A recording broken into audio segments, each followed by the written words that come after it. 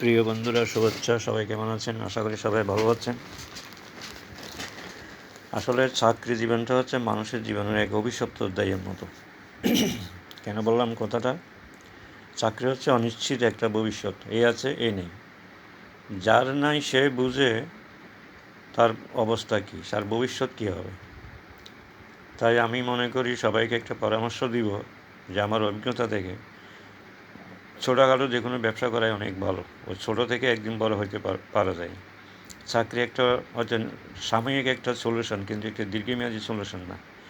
যখন মাঝখানে চাকরি চলে যায়, সংসারে কী অবস্থা হয়, ছেলে মেয়ের কী অবস্থা হয়, সুতরাং যার যায় সে বুঝে। তাই আমি মনে করি ছোটোখাটো যে কোনো ব্যবসা করার সামান্য পুঁজি থাকলে এনাফ, করা যায়, চলা যায়, এবং ওখান থেকে ধীরে ধীরে ধীরে ধীরে বড় হয়, ব্যবসা বড় হয়। তাই সবাইকে বলবো যে আপনারা চাকরির পিছনে না ছুটে ছোটোখাটো ব্যবসা করেন, সততার সহিত ব্যবসা করেন, দেখবেন যে একদিন মহীরূপ ধারণ করবে। সবাই ভালো থাকবেন। সবাইকে ধন্যবাদ।